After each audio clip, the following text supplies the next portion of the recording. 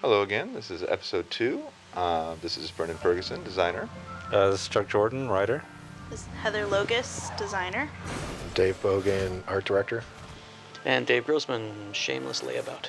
We made pretty good time coming back from the North Pole, eh, Max? So at the beginning of the season, we spent a lot of time trying to figure out kind of what sort of themes we wanted for the season.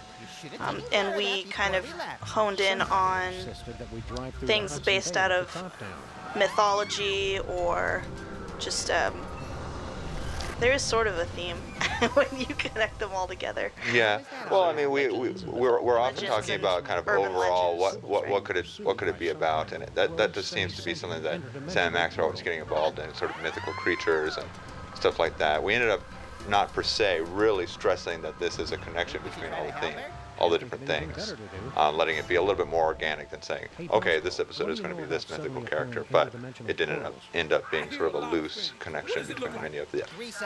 I do remember right at the beginning of the season planning that you, Brendan, said you just wanted to go to a bunch of exotic locations, and we kind of made a list. And there was Easter Island, there was the North Pole, I remember Mount Olympus was on it. We didn't quite get to that one.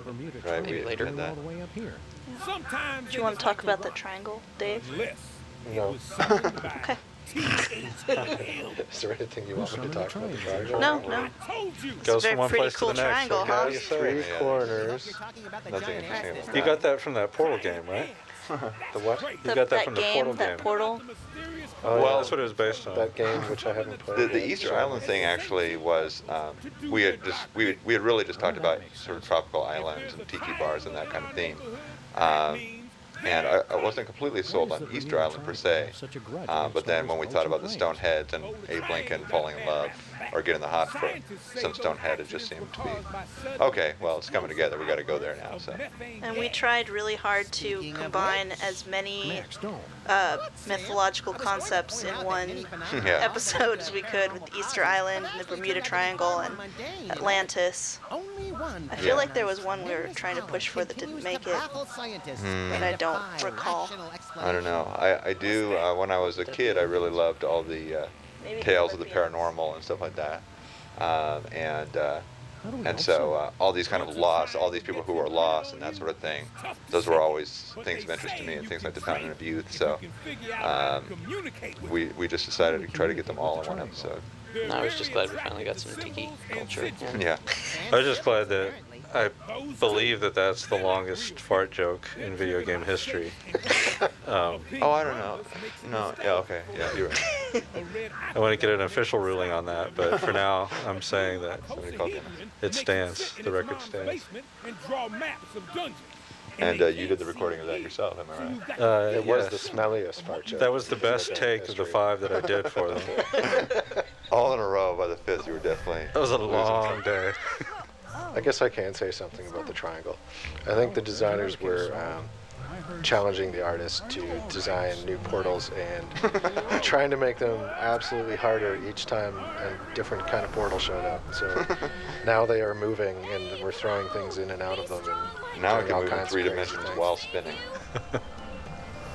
Spinning, As I was moving, saying, there's another case solved. talking. I do remember that we wanted to, the portal originally, the colors on the inside of it were inverted, and I think it did look nicer that way.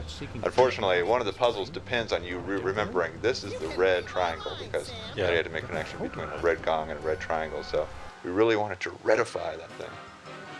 I really think that the puzzles in this around the triangles and the portals were all very, very clever.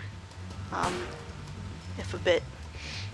Well, I don't know. Hitting the I same don't know point that I again, would have yeah. figured. Honestly, I don't know how many of these I would have figured out on my own. I also want to give props to Jake Rodkin for coming up with these really cool openings.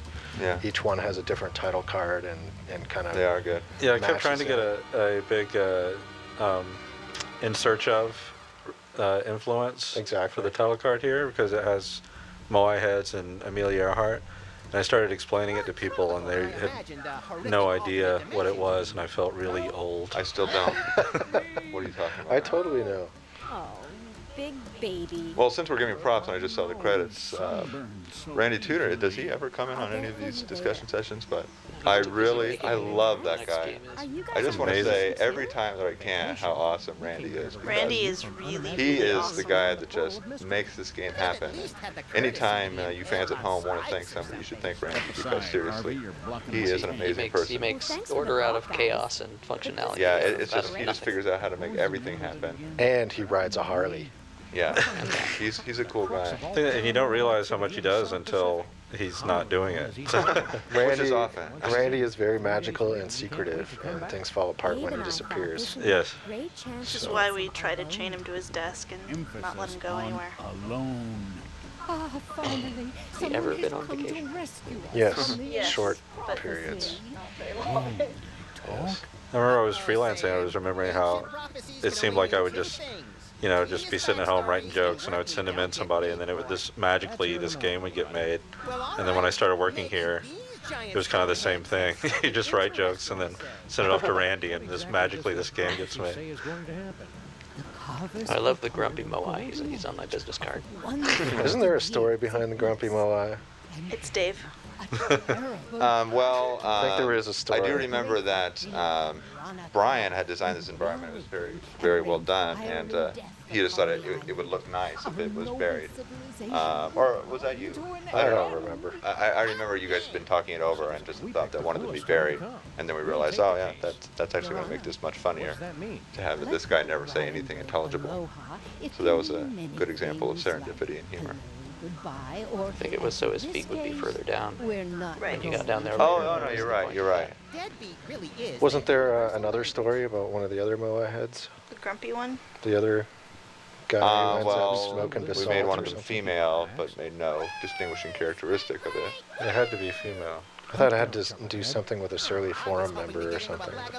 Oh no, it's just your general stick up the butt type attitude towards what you guys think you're supposed to be funny. They're more frightened of Right. We just wanted them to be to have their own personalities, to each be distinct from each other, and that their personalities would sort of dictate how you dealt with them and how you were able to solve the puzzles. I don't think it was directly linked to any forum members, although I'm sure we could do it retroactively if we wanted to think No, about it. no, there was no intentional anything where we were trying to be like somebody. I do remember when we were first thinking of those characters that I remember thinking of them like the Three Stooges, or they're three guys that are always fighting, or they're always upset about something. And then later, since we did have the idea for episode 4 to have these guys that would crush people's spirits, that they would all be downcast in different ways. One would be the doom kind of person. One would be just the I'm really uptight, and then one would just be constantly storming. And so we wanted to tie those things together with their abilities some way, like each one has the power of lightning or whatever. Ended up not really being that closely related, except maybe the lightning guy, but they did end up at least being distinct. Enough that you could remember them. I think we should have snuck in a little Dave Grossman figurine on the tiki bar, seeing as if you walk to his desk, he's got tiki trinkets all over the place. It would have been a nice mix.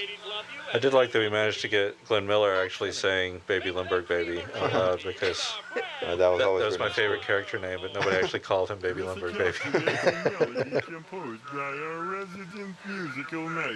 Oh, and somebody I read somewhere online was very offended that we were making light of the Limburg Baby incident.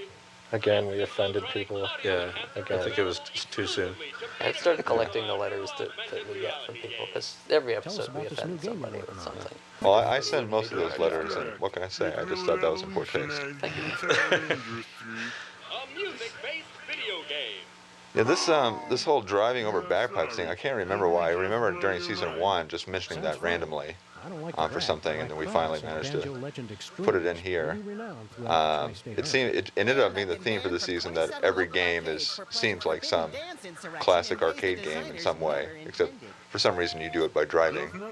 But this one I actually thought turned out pretty well.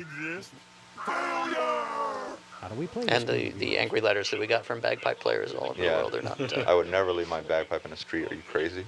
Especially near an accordion. Those jerks. Don't we have to destroy the Was bad this the guys? But you last might episode leave someone that else's bagpipe Jared on the street. was able to do the Bluster Blaster? Yeah, that's true. For the recording for this, well, we did recording for episode 1 and 2 at the same time, and he did all of Bluster's lines all in a row, and he was about to pass out from doing it. He was straining so hard to scream these lines, and so he politely emailed me and said, "Is there any way we can change his character? And here are some ideas to how we could do it." So he did my work for me. Ready, go! So this game was programmed by John Drake, and he had the idea of making it so that at the harder levels, the accordions will automatically be placed near the bagpipe, so that you would have to quickly swerve. It was Jared's idea to put this song here. Actually, I think this is probably his best work. This da da da da da da da. I mean, that's just instant Very classic. catchy. Hey, wow, who's playing that so good? And we're going to apparently hear the whole thing, including The screeching Someone's in the tires kitchen with add a nice Dinah. note to the sound. and then one quick newspaper breaking.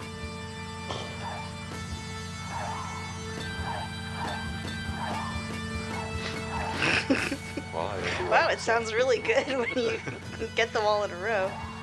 Yeah, it's nice that you can still hit all the stuff on the sidewalks too while you're playing this game. No one can resist the jumps.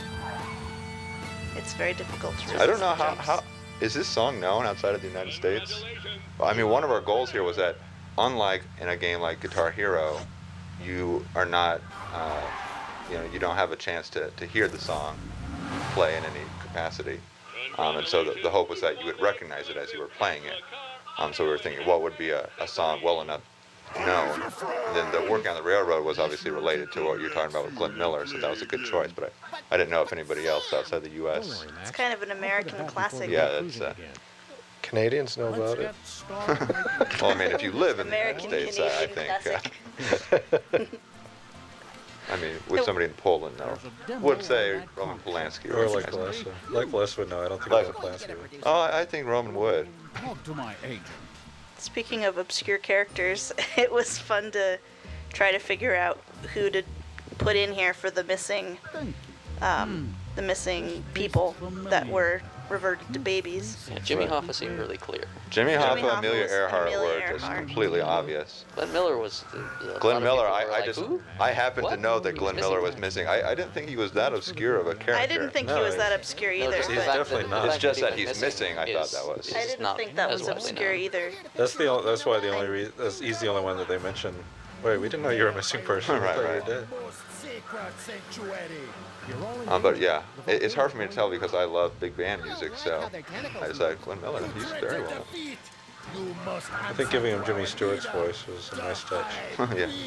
It's another fantastic character design. The ocean chimps. Mighty Kamehameha doing donuts in a That was the thing I think I got most excited about for this episode was It was more of a putting sea tribute. monkeys really. in there because I wanted sea monkeys, and then I had the sea monkeys on my desk that Dave Bogan murdered, and Viciously. As viciously I think that was murdered. involuntary manslaughter.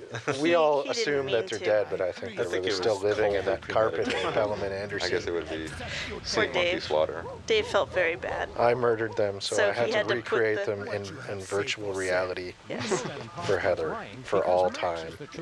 and now I forgive him. He does have feet. Although I still miss Harold. Dog speaks the truth. He's in a better place now. We ancient civilization that worship Remember Do whatever you want. learning many years ago that the Easter Island heads, many of them are actually full-bodied figures that had just been buried up to their Right. necks. And I love this approach that we took with this, where there was another society living underneath the island that was worshiping the feet. Yeah. It's just really fun somehow. ancient traditions. Maybe he really These are guys are some amazing combination of monkey and seahorse And squid and squid. And Jamaicans. or octopus or something. Oh, mighty We did spend a little time thinking about what jobs these guys were going to have in relation to the feet. I remember there was going to be like they were going to be working on the cuticles and Right. You worship feet? sanding the calluses off. Well, then we ended up making a puzzle where you could not reach the feet easily, so we had to lose that. this is probably an example of the best looking kind of effects that we had been able to pull off to date. Yeah. We've done some others in the later episodes, but this is probably the first example of where we started to stretch Yeah, out Marco as far always as outdoes effects. himself. And this is a Marcoism. This nice glowy underwater effect we're seeing here. Yeah, Marco Brezzo, he's FX wizard. I mean, it's so good. I don't even think about that as a effect. I just think I am underwater while I'm playing. Yeah. That's why I called it out. There's also, we don't get to play with the effects on, so we, for the longest time, it was just like walking around, and you had to get reminded that they were underwater. For years to find out. Oh, I didn't want to talk over that. That was the Lost reference. You did. You talked. I didn't want to. Now it's lost. It's That's lost. gone forever. Just wanted to say that I had nothing to do with that. I'm a big Lost fan, but Ever since those heads started talking, you I haven't heard opened up the one word scene I've one said. time to find the hatch with the numbers on it. It was, Oh, I mean, did a little giddy they squeal call? and dance, and then I hadn't noticed. waited for the music to come in from Jared. For our next Oh, is that why you were vacation. squealing? Sybil, I mean, Sybil, That's probably my favorite thought about getting reference in the game surgery is the done? musical. I was thinking, He does a had your little nose musical stretched out, so nod maybe to the skirt Lost off the theme head a little. whenever they find something mysterious. Not that you don't look nice now, of course. That is it. I love the fact that Lincoln's head is attracted to the Moai heads. Come on. I don't know why. Man, I'm not made of stone. You know what I mean. Oh, I know This what was you a really mean. fun character arc to plan out. Was the relationship between Lincoln and Sybil, And I will never which forget actually what I you think did this was to the thing most solid in our, well, at least in my mind when we started doing season 2, because it had come up in season 1, towards the end of designing season 1, that we were just going to keep them around and wind up marrying them at the end of season 2. Right. So right at the end of season 1, they just had started their romance. So we thought, here's a chance to see some, what would a typical romance movie Poor arc Sybil. be? And this bit of it I really like, especially because it's a use of characters and they're there in the environment. You can talk to them. You're interested in what's going on with them, but it actually has nothing to do with the puzzles in the game or anything. So Yeah, it's interesting how people feels react to that. forced. Some people really want every character to have I need to interact with them in order to progress in the game. I actually do kind of prefer that it doesn't feel like every character is merely a key to some puzzle, but rather sometimes characters are just hanging around. But to each his or her own. Did John Scrow push for having the Sam and Max kids in this game at all? Way back in season 1, I was asking everybody what they most liked about Sam and Max, what they wanted. He said the kids. We never could get them into season 1, but I remembered him as in memoriam of John Scrow, even though of course he's still alive. And still here. I just think of him as dead because I don't talk to him. He's dead to me. Got to get up there and stop that volcano. We still get to kill them now, yeah? John's another guy in the studio who kind of keeps everything together. Absolutely. He keeps the path from art into the engine really clean, and we're able to get into the engine and provide all the visuals really easily. Yeah, your gives, Mr. Spatula. He's a We're magician. pals. He say pals? This is all inspired by Then he Bioshock. spit the recipe. That was ironic, everyone. A year before it came out. Here's another one where when we planned this one, we said, okay, there's some sort of really tall kind of altar or something that Mr. Spatula is on. You just can't get up there, and there's just no clear way. But once you become awarded high priest, a staircase appears or anything. I don't really care what happens. There's just some way to get up there. And then Kim Lyons, who designed this environment, had this great idea for this encased bubble conveyor pod. And we said, oh, okay, well, if we're going to make this, how is this going to work? And so based on that design of the environment, we said, okay, well, we'll make the joke that it just moves very, very slowly. That doesn't sound so bad. They just keep talking and talking here.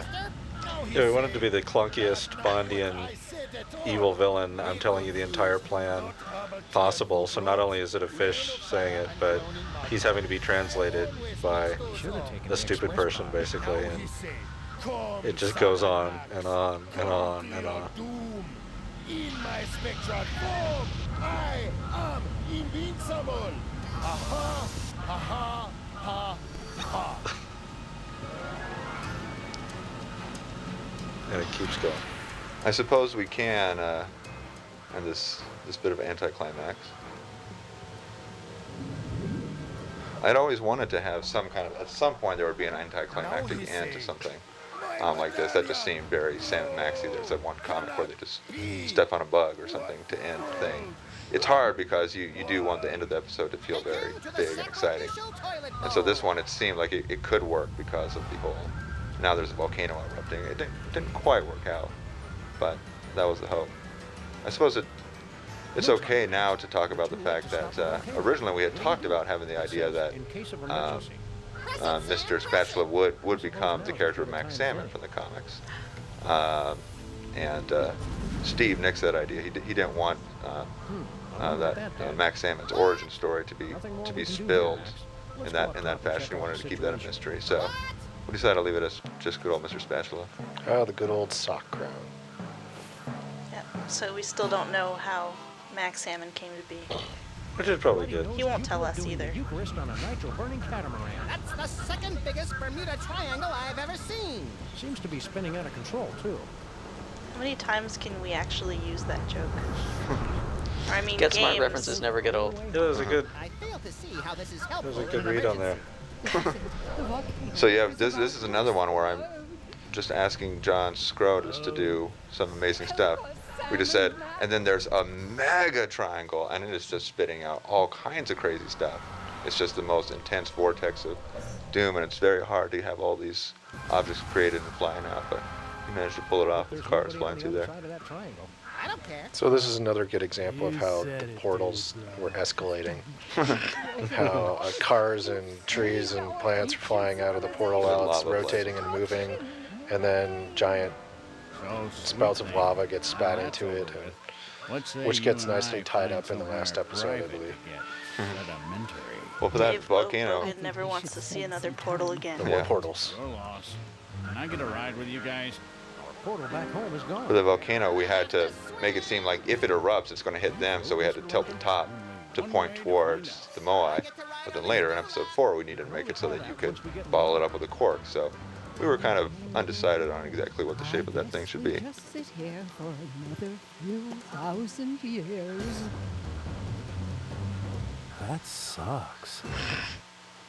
And then, Except okay, they yeah, don't. they do. And so this episode, we knew we wanted to end it with there's some mysterious thing drawing you into the next episode. The music here really makes it seem like this is heavenly. Just completely throwing you off, but a little foreshadowing. Bye-bye.